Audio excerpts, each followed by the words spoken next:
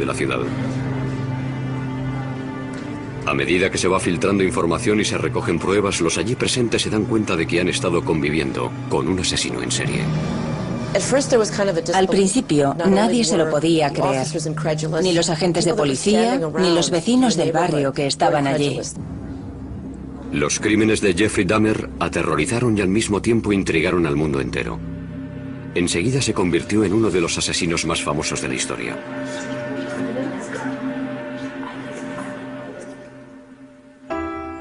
El hijo primogénito de Joyce y Lionel Dahmer nació en Milwaukee, Wisconsin, el 21 de mayo de 1960, poco antes de que se cumpliera su primer aniversario de boda. Lo bautizaron como Jeffrey. El día que nació Jeff fue un día muy feliz. Durante un par de meses todo era nuevo, distinto. Disfrutaba mucho y estaba feliz pensando en el futuro. Mientras su padre terminaba los estudios de química, Jeff se convirtió en un niño inteligente y cariñoso. Era un niño muy vital. Le gustaba luchar, correr y hacer gracias delante de la cámara. Le gustaba jugar y estar rodeado de otros niños. Era muy extrovertido. Jeff también era un niño tremendamente curioso.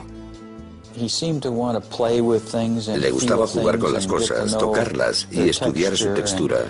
Parecía que estaba en sintonía con su entorno. Simplemente quería saberlo todo sobre lo que le rodeaba. Pronto empezaron a fascinarle los animales.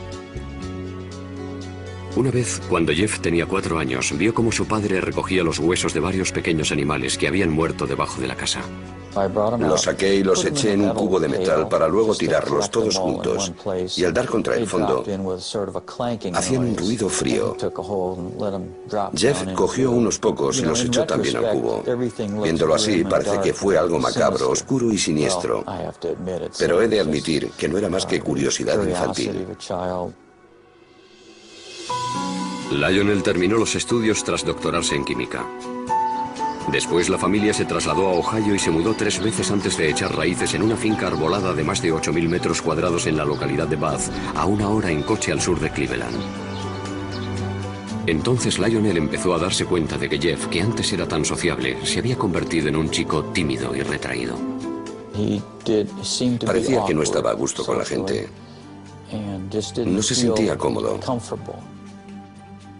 Para evitar que pensara en la mudanza, sus padres le regalaron un perro, Frisky, al que quería con locura. Con los conocidos, con el hijo de los vecinos y con su perro, estaba muy relajado. Pero en aquel entonces nos preocupaba que fuera tan tímido y que tuviera cierto complejo de inferioridad. El matrimonio pensó que su hijo necesitaba sentirse importante en la familia, así que le dejó elegir el nombre de su segundo hijo. Jeff le puso David. Lionel también le animaba a participar en actividades en las que se tuviera que relacionar con otros niños. Lo que intentábamos era aficionar a Jeff a distintas actividades, con la idea de que esa afición lo llevara a relacionarse con otras personas, a que interactuara de forma casi forzada. Los fines de semana, padre e hijo trabajaban en el huerto y criaban ovejas para competir con ellas en las ferias de una agrupación juvenil. Para conmemorar sus días de hortelanos, el joven Jeff le regaló a su padre una tarjeta que había hecho con un poema. En la parte de delante hay una foto mía comiéndome una mazorca de maíz y después Jeff puso una frase. Las sidras y las calabazas jamás se podrán comparar a un padre de pelo rizado tan fenomenal. Dice, poema de Jeff, te quiero muchísimo. Cuando Jeff tenía 10 años ingresaron a su madre porque tenía ansiedad. A partir de entonces el matrimonio de sus padres empezó a desmoronarse. Durante la adolescencia continuó sintiendo la misma fascinación hacia los pequeños animales, pero entonces empezó a interesarle cómo eran por dentro. Conozco una historia de la infancia de Dahmer. Fue a pescar con algunos amiguitos de Bath, Ohio. Todos los niños pescaron algo y cuando Jeffrey vio su pez, lo dejó en el embarcadero y lo abrió en canal. Y se quedó fascinado cuando vio lo que había dentro. Por otro lado, coleccionaba animales que encontraba muertos en la carretera. Cogía una bolsa de basura y se recorría las carreteras de campo de Ohio en busca de cadáveres. Jeff llevaba el animal que había encontrado al patio de su casa y allí, escondido entre los árboles, lo diseccionaba. Ahora estoy convencido de que aquello fue el principio de la espiral que lo llevó a hacer lo que hizo. Empezó en la pubertad, cuando tienes las hormonas a flor de piel. Se dedicaba a investigar cómo eran los animales por dentro, al mismo tiempo que se estaba desarrollando su sexualidad. Cuando era un adolescente, Jeff descubrió que solo le atraían sexualmente los hombres. Pero las fantasías en las que tenía relaciones con ellos se mezclaban con otras en las que los asesinaba y descuartizaba.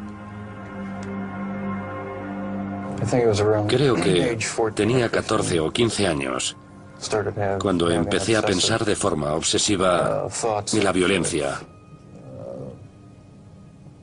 mezclada con el sexo. Cada vez era peor. No sabía cómo contárselo a alguien, así que me lo guardé para mí. Una de sus fantasías consistía en tumbarse al lado de un hombre inconsciente. Un día, por primera vez, Jeff decidió convertir una de sus fantasías en realidad. Trazó un plan. Dejaría inconsciente a un vecino que salía a correr dándole con un bate y se tumbaría a su lado. Sin embargo, el día que salió a esperar a su víctima, el vecino no pasó por allí. Jamás volvió a intentarlo. Cuando Jeff estudiaba en el instituto, sus fantasías sexuales lo tenían traumatizado. Para olvidarlas, empezó a beber. Por la mañana, de camino a clase, paraba en casa de un amigo y se llenaba un vaso de algún licor. Recuerdo que me sentaba a su lado a primera hora. Creo que era la clase de historia. Y llevaba un vaso desechable lleno de whisky escocés. Me acuerdo que le pregunté, Jeff, ¿qué es eso? Echó la cabeza para atrás, se lo bebió de un trago y me dijo, un medicamento. Sin embargo, estaba claro que se estaba emborrachando a las 8 de la mañana. Mientras, en casa, el matrimonio de sus padres se desmoronaba. Cuando las discusiones subían de tono, se escondía entre los árboles del patio y les daba los troncos con algún palo. Salía de mi casa y me iba al bosque. Allí refunfuñaba y me lamentaba. No entendía por qué su relación era tan mala. Era un joven distante con pocas aficiones y ningún buen amigo, pero aún conservaba el sentido del humor. La mayoría de las veces se reía de sí mismo. Se ganó la reputación de payaso de la clase. En el instituto, cuando alguien se comportaba de forma rara o inesperada, decían que había hecho un Dahmer. De repente ibas por el pasillo y oías a alguien gritar, chillar y correr. Era Jeff Dahmer, que iba corriendo moviendo los brazos y gritando, simulacro de huracán, todos a cubierto. En una ocasión, Jeff les cobró algo de dinero a sus compañeros a cambio de montar un espectáculo en el centro comercial. Una mujer estaba regalando muestras de pipas. Jeff se comió una, luego otra y luego otra. Se comportaba como un chico muy educado, como siempre. Entonces, de repente, las empezó a escupir y a decir a voz en grito, soy alérgico, soy alérgico. Después se fue corriendo. Durante el primer año de instituto, Jeff fue de excursión a Washington, D.C. Jeff dijo, tengo una idea, vamos a ver al vicepresidente. Y todos nos echamos a reír y le contestamos, sí, claro, al vicepresidente. Jeff se fue a una cabina, y cuando volvió les dijo que dentro de 2 horas lo recibirían en el despacho del vicepresidente Walter Mondale. Les explicó que éramos estudiantes de un instituto de Ohio y que estábamos haciendo un reportaje para nuestro periódico. Les dijo que íbamos a estar una semana en Washington y que si podíamos hablar con alguien del despacho del vicepresidente. Dahmer tenía mucha labia y consiguió que lo invitaran a él y a sus compañeros al edificio Eisenhower para conocer a Mondale. En clase, Jeff era considerado un estudiante modelo. Era muy educado con los adultos, vestía muy bien y trataba con mucho respeto a los profesores. También hacía los deberes. Sacaba sobresaliente cuando quería y otras veces se saltaba las clases porque no le interesaban. Sabía ser muy educado y tenía muy buenos modales. Respondía sí señor, no señor a los profesores. Poco a poco perfeccionó su habilidad para engañar a los que tenían autoridad sobre él, pero con el tiempo a Jeff dejaron de interesarle las notas y el instituto. Nadie sabía qué se le pasaba por la cabeza, porque no se abría a nadie. No tenía buenos amigos. Y a medida que íbamos pasando de curso, iba dejando a un lado la vida social. En ese instituto cercano a Bath, Ohio, Jeffrey se convirtió en un alcohólico y un marginado. Era objeto de burla del resto de los alumnos. Creo que no conectaba con nadie, que no tenía ningún amigo de verdad. Si no tienes ningún amigo, acabas guardándote muchas cosas y desarrollando muchas fantasías. El siguiente paso es pensar que alguna de esas fantasías puede ser real. Y Jeff ya estaba listo para dar ese paso. Justo después de terminar el instituto mató a su primera víctima.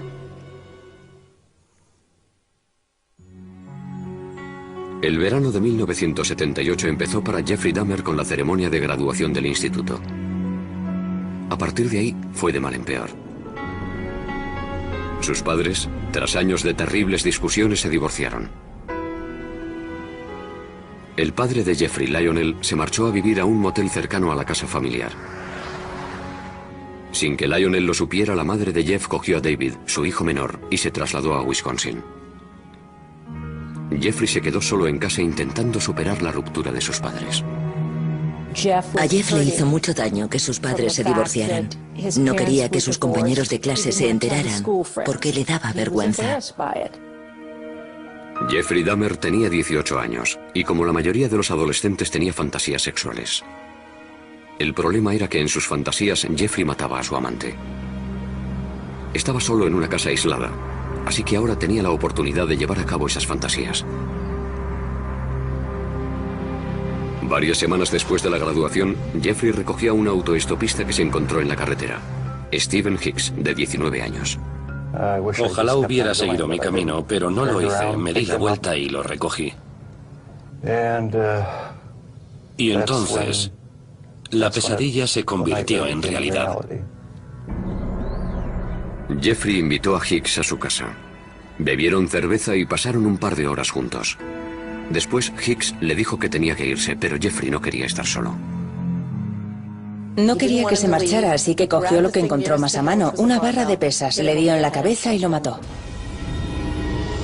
Dahmer estranguló a Hicks con la barra.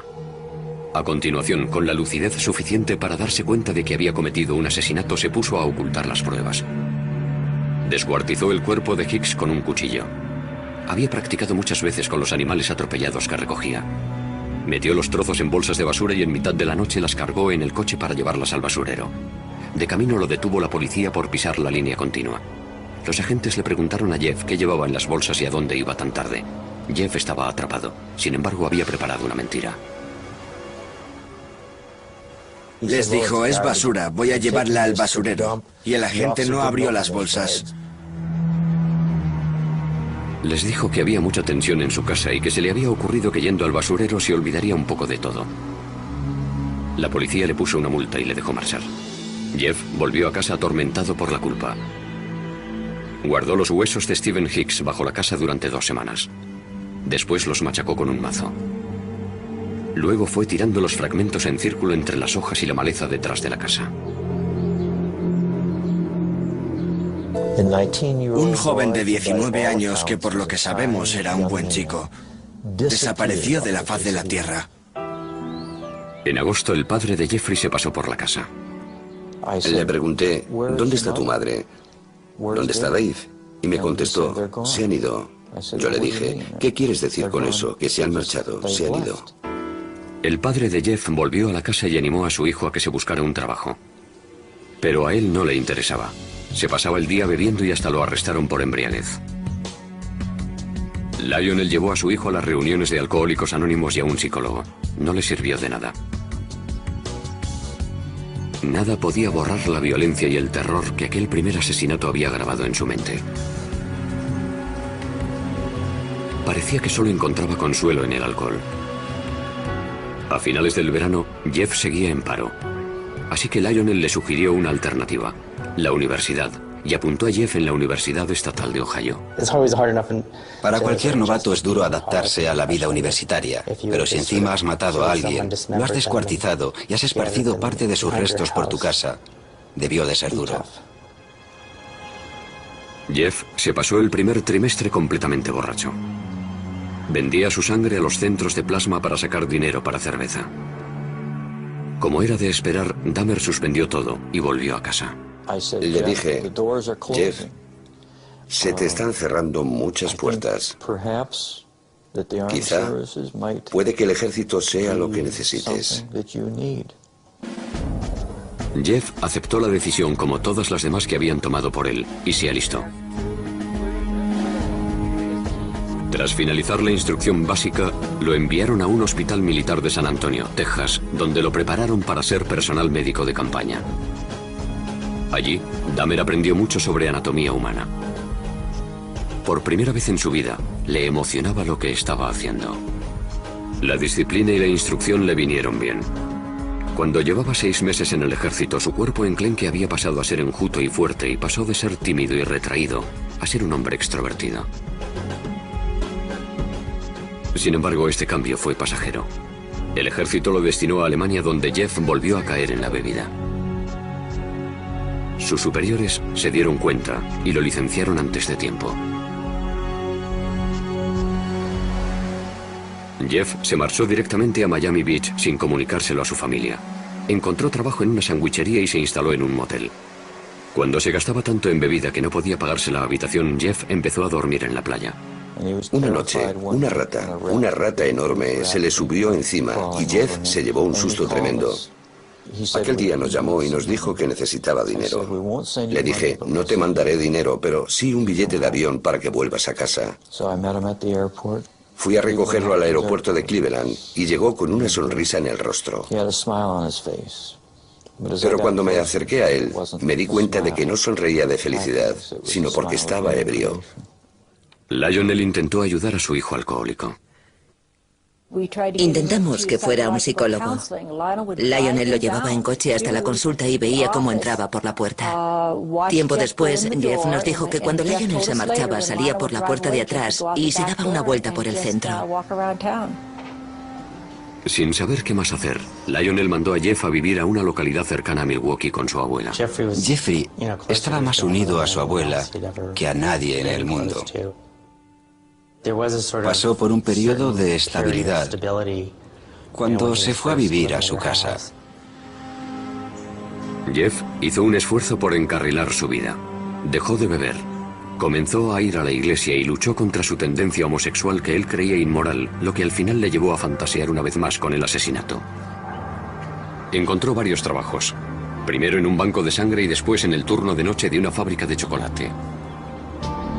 Sin embargo, este estilo de vida, de ir a la iglesia y vivir con rectitud, como él lo llamaba, no duró mucho. Cuando llevaba 3 años viviendo tranquilamente en casa de su abuela, Jeff tuvo que enfrentarse a sus miedos. En la biblioteca, un hombre le entregó una nota en la que le ofrecía favores sexuales. Dahmer le rechazó, pero años después dijo que aquella nota fue un punto de inflexión. Le despertó los deseos sexuales que había reprimido. Quería la compañía de otro hombre sumiso que colmara su apetito sexual, pero no le interesaban las necesidades de nadie más. Jeffrey encontró un compañero sumiso perfecto. Robó el maniquí de una tienda. Lo tenía guardado en el armario y lo sacaba para masturbarse encima de él. En ese momento, Dahmer ya barajaba la idea de tener una pareja a la que pudiera controlar totalmente. Su abuela lo encontró y le insistió para que lo tirara. Las noches que libraba, Jeff se dedicaba a conocer el ambiente gay de Milwaukee. Curioseaba en los sex shops e iba a las saunas. Las saunas eran perfectas para aquellos hombres que buscaban relaciones sexuales anónimas. Para que sus parejas fueran sumisas, Jeffrey les echaba somníferos en la bebida. Lo único que le estimulaba y le excitaba de verdad era que su pareja no tuviera voluntad. Cuando se quedaban inconscientes, se tumbaba a su lado y escuchaba los sonidos que emitía su cuerpo. Los latidos del corazón, el estómago. Sin embargo, aquellas experiencias se terminaron de repente cuando un hombre sufrió una sobredosis y estuvo una semana ingresado. Le pidieron a Jeff que no volviera por allí. Pronto descubrió los bares y discotecas de ambiente de Milwaukee que se convirtieron en el coto de caza favorito del asesino.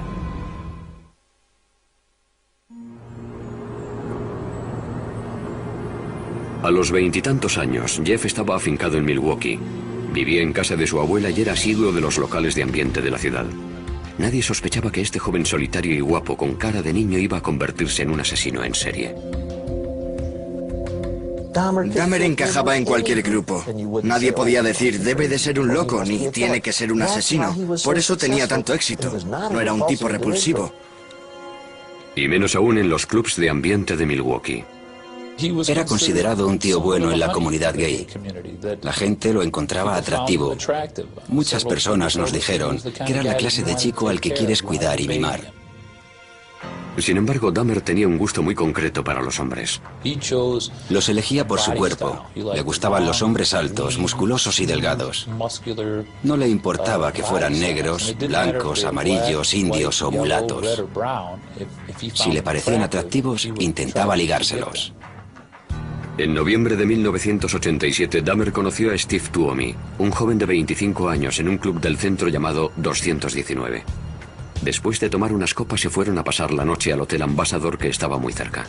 Dahmer usó un viejo truco para que Tuomi entrara en ese estado de sumisión que tanto anhelaba. Le eché unos cuantos somníferos en la bebida para dejarlo inconsciente. Solo quería pasar la noche con él. Cuando me desperté por la mañana, tenía los antebrazos llenos de cardenales y él tenía el pecho morado y le salía sangre de la boca. Estaba colgando por un lado de la cama. No recuerdo haberlo matado a golpes, pero debí de hacerlo. Dahmer no se asustó. Salió y se compró la maleta más grande que encontró. Volvió al hotel, metió el cuerpo de Tuomi en la maleta y llamó a un taxi. Bajó la enorme maleta y cuando el taxista la cogió dijo, debe de llevar usted un muerto aquí dentro. Y así era. Dahmer volvió a casa de su abuela y descuartizó a Tuomi en el sótano. A partir de entonces di rienda suelta a mi obsesión. Decidió que tras haber matado a una segunda persona, no volvería a intentar controlar sus deseos, que permitiría que controlaran sus actos por completo, que cedería ante ellos. Después de aquello dedicó su vida a complacer ese deseo sexual tan grande. Dahmer volvió a los clubs con la intención de asesinar y descuartizar a los hombres que conquistara. En la parada de autobús que hay junto al 219 conoció a James Dockstader, un joven de 14 años. Jeff le ofreció $50 por pasar la noche con él y el adolescente aceptó. No le hacía falta secuestrar a nadie ni retenerlo contra su voluntad. Jeffrey Dahmer, al igual que muchos asesinos en serie, era encantador. La pareja cogió el autobús y fue a casa de la abuela de Dahmer. Mientras ella dormía tuvieron relaciones sexuales orales. Después, Jeff drogó y estranguló a su acompañante. Afirmaba que de ninguna de las maneras pretendía hacer daño a nadie, por raro que parezca. Estrangulaba a todas sus víctimas porque le parecía la forma más humana de matarlos. Con Dockstader, Dahmer exploró sus más oscuras fantasías. Escondió el cadáver en el sótano durante una semana y tuvo relaciones sexuales con él.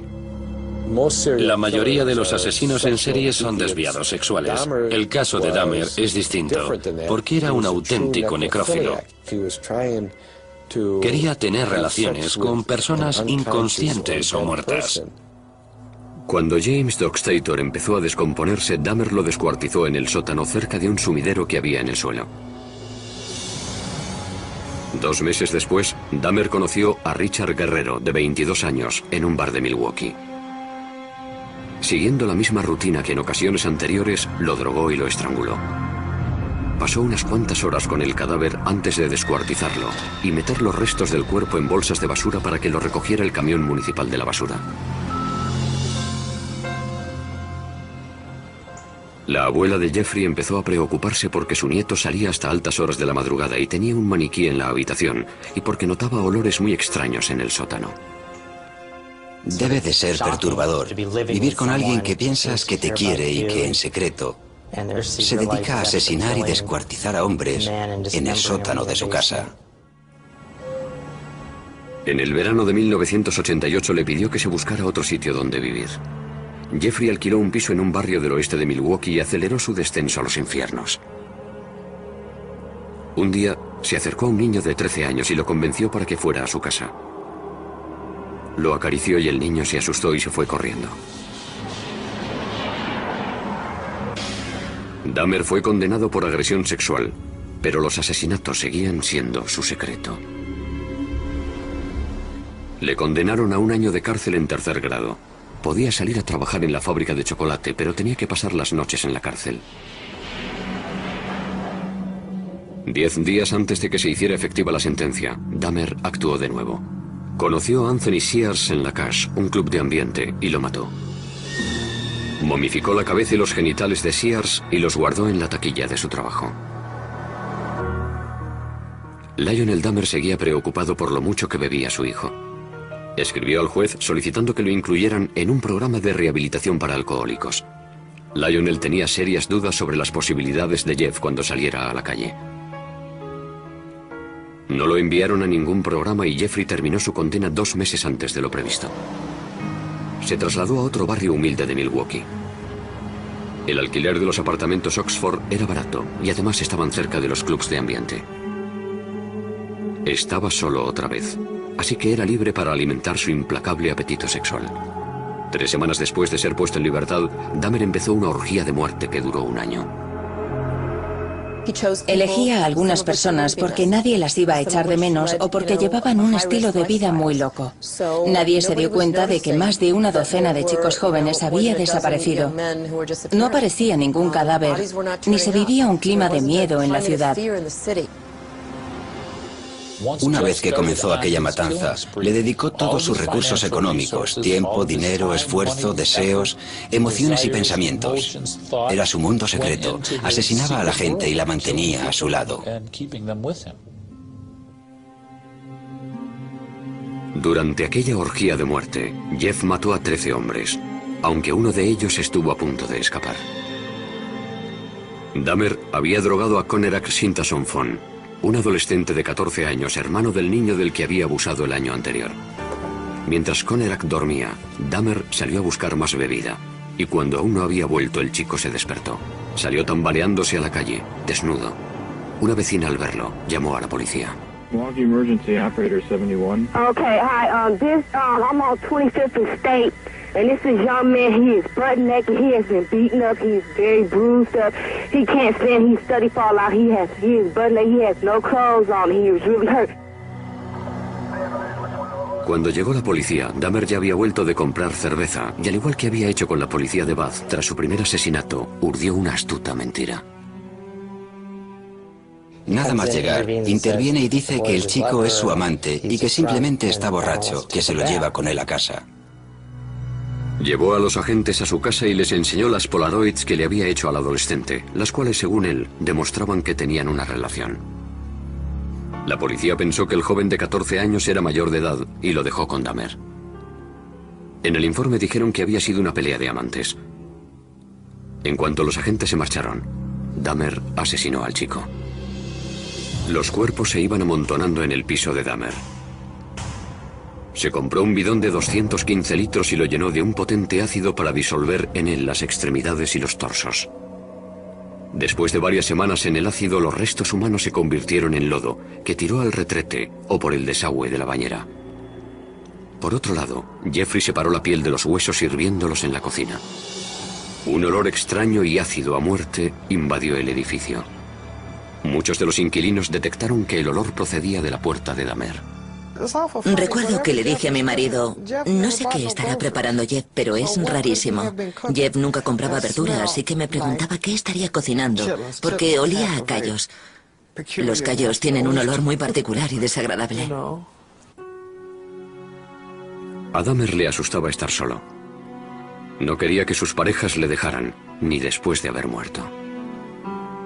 Descuartizaba a sus víctimas y les sacaba varias fotos a lo largo del proceso que luego guardaba.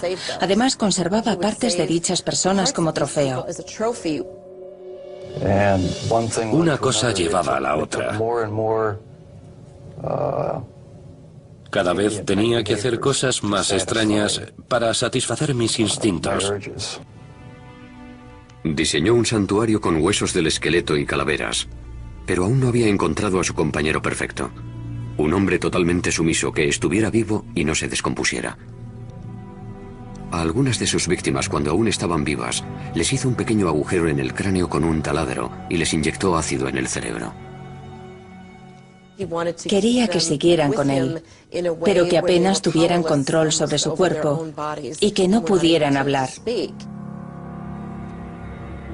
Según Dahmer, ninguno de estos zombies experimentales sobrevivió más de un día. Puede que en un último intento por mantener a esos hombres a su lado, empezara a comérselos. De este modo, sentía que eran una parte permanente de mí. Además, tenía curiosidad por saber cómo sería. Sentía que iban a convertirse en parte de mí. Comérmelos me producía placer sexual. A lo largo de ese año en el que cometió tantos asesinatos despiadados, Dahmer seguía comportándose con aparente normalidad. En este vídeo que se grabó en Acción de Gracias en casa de su abuela, Dahmer habla tranquilamente con su padre. Well, you're looking good. Grandma was saying that she thought that you got quite a bit thinner, but you look fit. I don't know. Well, I've been surviving mostly on McDonald's food. It's just so much easier just to pop into the restaurant. But yeah, like I've said before, it gets too expensive, and it does. I have to start eating at home more. Es increíble que pudiera sentarse allí y actuara como si no hubiera hecho nada, con la chaqueta puesta y hablando con entusiasmo de su trabajo. Muy inteligente.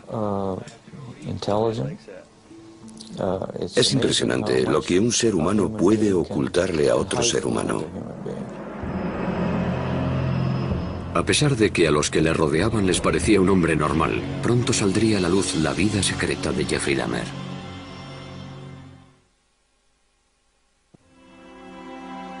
En julio de 1991, la ciudad de Milwaukee descubrió entre sus vecinos a un asesino en serie, el joven de 31 años, Jeffrey Dahmer. Un hombre, Tracy Edwards, logró escapar de los horrores del piso de Dahmer y parar a una patrulla que pasaba por allí. Cuando los agentes entraron en el piso, encontraron 83 polaroids de cadáveres en distintas etapas del proceso de descuartizado.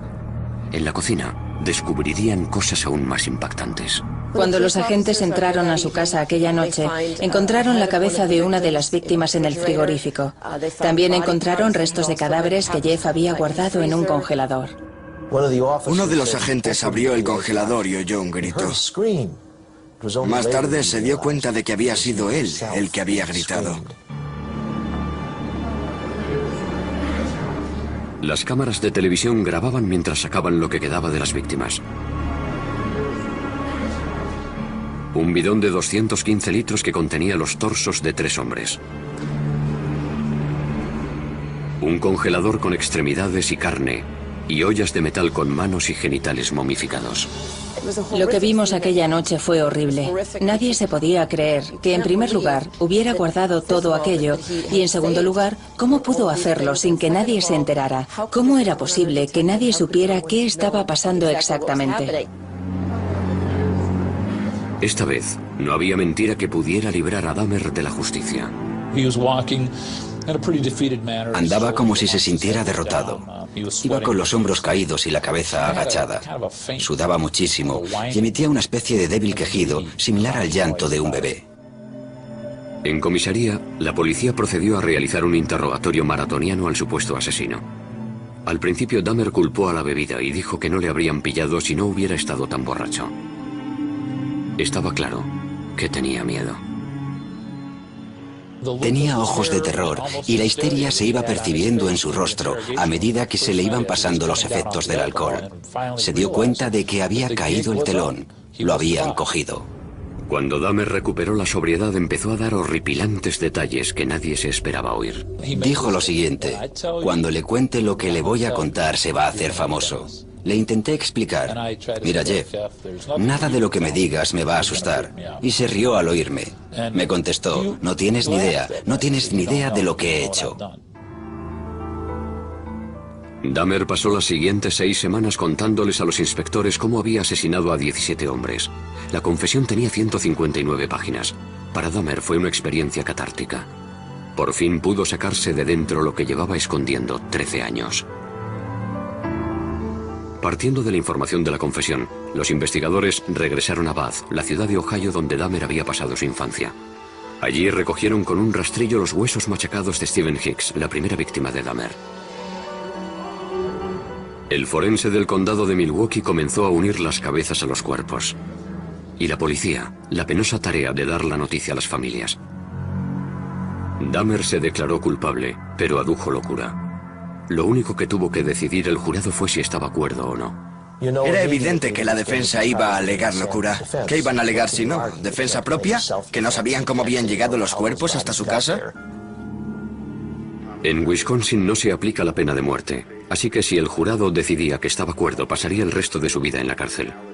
Si decidía que estaba loco, lo encerrarían en una institución para enfermos mentales. Ni siquiera el propio Dahmer comprendía por qué disfrutaba tanto matando. Jeffrey pensaba que era tan malo que era el propio demonio. Sabía que le sucedía algo malo, aunque no sabía qué. Sin embargo, nunca se había definido como un loco. El hombre que entró en la sala de aquel juzgado de Milwaukee en enero de 1992 parecía completamente normal. Hasta que el inspector Dennis Murphy leyó su confesión. He related this was a person he really liked. He indicated that he had filleted his heart and kept it in the freezer, and he also kept his bicep. He indicated that he had eaten the thigh muscle of this subject, but it was so tough he could hardly chew it. He then purchased a meat tenderizer and used it on the bicep. El padre de Dahmer, Lionel, estaba sentado en la sala al lado de su segunda esposa, Shari, sin poder dar crédito a lo que estaba oyendo. Nadie nos preparó para el golpe, ni nos advirtió de los detalles que íbamos a escuchar. ¿Cómo era posible? ¿Cómo era posible que no me hubiera enterado de nada? A pesar de lo horrendos que eran los crímenes de Dahmer, el país estaba fascinado.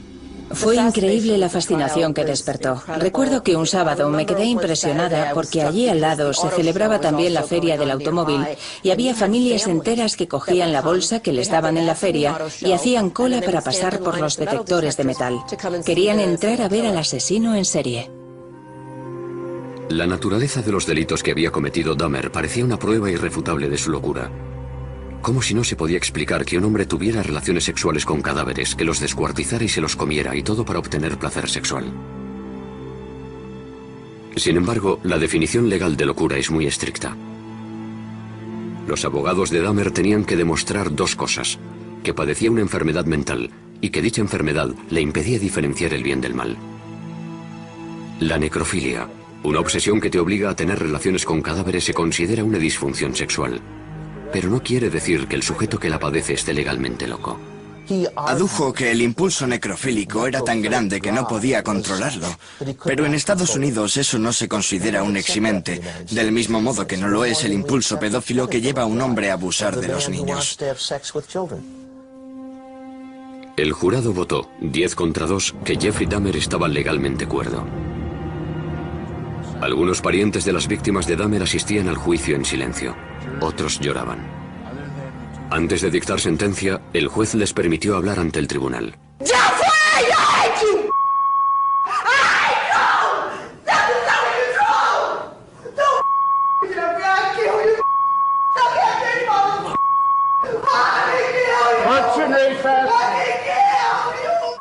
Una vez que se restableció el orden, Dahmer habló en público por primera vez. I feel so bad for what I did to those poor families, and I understand their rightful hate. I have seen their tears, and if I could give my life right now to bring their loved ones back, I would do it. I am so very sorry. Muchos dudaron de que la disculpa de Dahmer fuera sincera. Se preguntaban si un hombre que había matado con tanta frialdad tenía conciencia o era capaz de sentir remordimientos. El juez condenó a Dahmer a 937 años de cárcel. Pero el suplicio solo duró unos pocos años.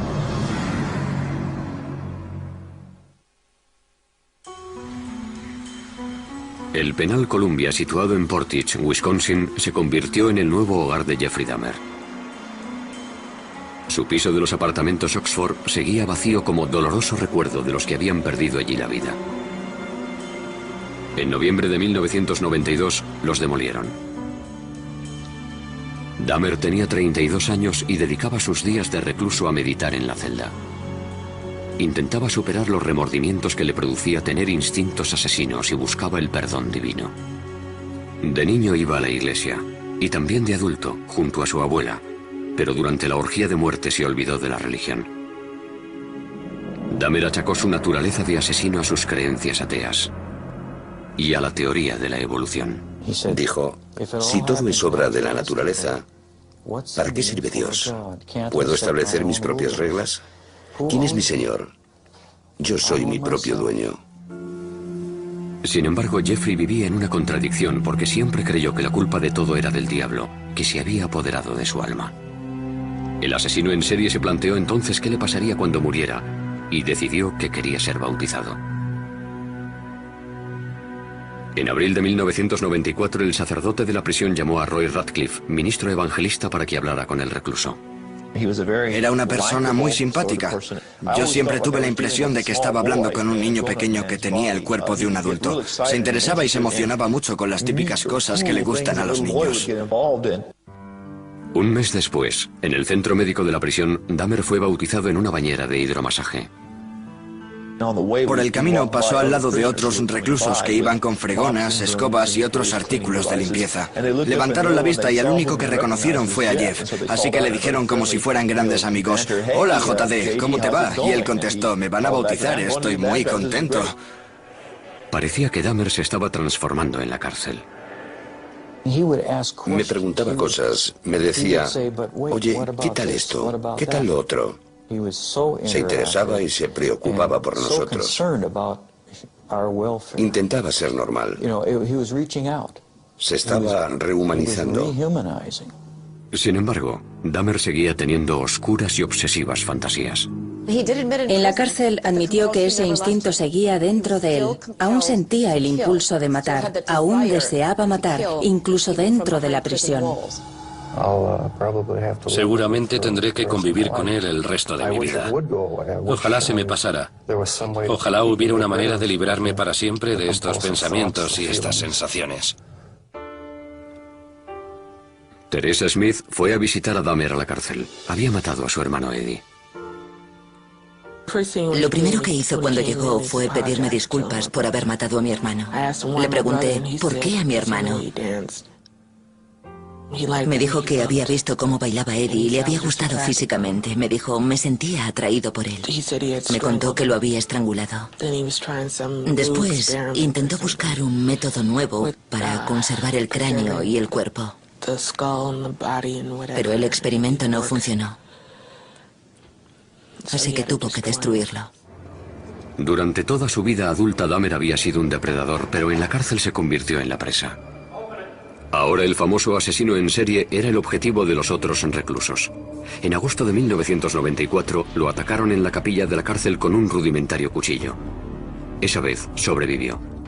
Pero el 28 de noviembre de 1994, Christopher Schaefer, que se apodaba a sí mismo Cristo, golpeó a Dahmer con una barra de metal que cogió del gimnasio de la prisión. Murió de camino al hospital. Yo creo que a nadie le sorprendió que lo asesinaran en la cárcel. Creo que estaba claro que sería el blanco de sus compañeros en cuanto entrara en la cárcel.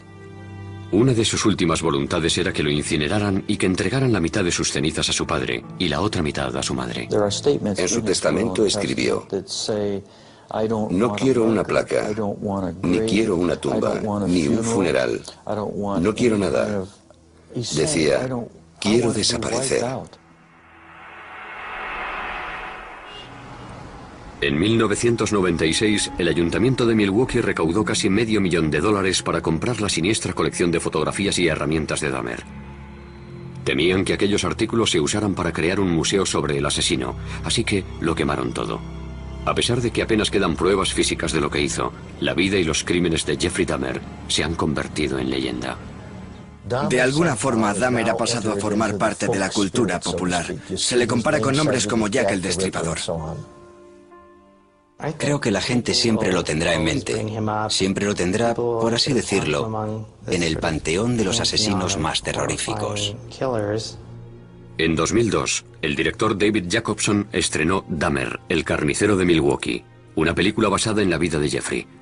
Jacobson pretendía mostrar al espectador el lado más normal del asesino.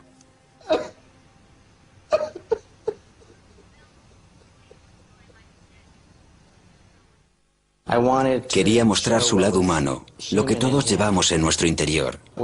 Quería acercarlo a todos nosotros, lo cual puede incomodarnos, pero creo que es muy interesante que el público vea la historia desde ese punto de vista.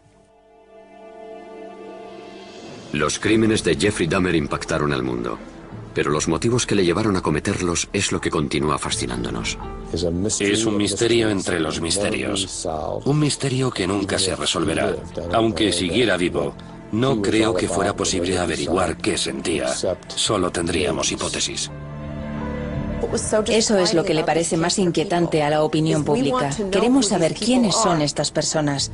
Nos gustaría ser capaces de identificarlos, de reconocerlos cuando vayan por la calle, pero no sabemos quiénes son.